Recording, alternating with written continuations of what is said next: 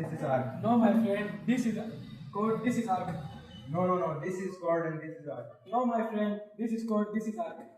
Yes, the same problem is persisting a lot to the student. They are unable to understand what is arc, what is chord, what is secant, what is tangent, what is minor sector, major sector, minor segment, major segment. But अब tension का कोई सवाल नहीं होता because we were going to clear all the basic concept related to the circle. So here we go.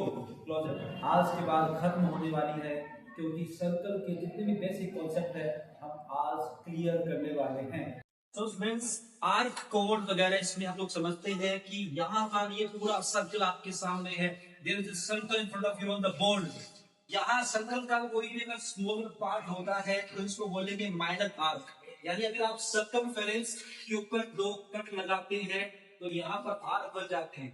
इस arc को बोलेंगे minor arc और इसको बोलेंगे मेजर आर्क। ठीक है, अगर आप आर्क के बीच में 2.7 को मिलाते हो तो ये जो पार्ट होता है ये होता है कोड। आप देख सकते हो कोड लिखा हुआ है और सबसे बड़ा जो कोड होता है वो डायमीटर होता है जो कि 2 रेडियस के इक्वल भी होता है। और यहाँ पर आप देख सकते हो कि अगर आप यहाँ पर रेडियस खींचेंगे तो एक सर्कल की सारी रेडियाई इक्वल लेंथ की होती है और यहाँ से जो पोर्शन बनता है ये पोर्शन इसको बोलते हैं माइनर सेक्टर। क्या बोलते हैं? Minor sector. और यहाँ पर जो एंगल सबटेंड होता है दोनों हाथ से जो है उसको इंस्क्राइब्ड एंगल बोलते हैं। यहाँ पर जो ऊपर का हिस्सा है जो यहाँ से यहाँ तक का ये हिस्सा आप देख सकते हो लाइक एक पिज्जा का जो पाई होता है, एक पिज्जा होता है, उस पिज्जा को अगर आप निकाल ले उसका एक पार्ट तो उसका जो पार्ट होगा वो ये निकलता है। ये माइनर सेक्टर है, ये मेजर सेक्टर होता है। इस मेजर सेक्टर में आप ये रिफ्लेक्स एंगल यूज करोगे। फॉर एग्जांपल अगर यहाँ पर 60 है तो आप यूज करोगे 360 minus 60 that is 300। That is 300। अगर एक सर्कल आपके पास है और दूसरा सर्कल बना रहे हो एक ही सेंटर से इनफिनिटी नंबर ऑफ सर्कल बन सकते हैं, उन्हें बोलते हैं कॉन्सेंट्रिक सर्कल। कॉन्सेंट्रिक सर्कल्स उन्हें बोलते हैं। और इस सर्कल के अंदर इस जो सर्कमफेरेंस होती है उसका होता है फॉर्मूला 2πr।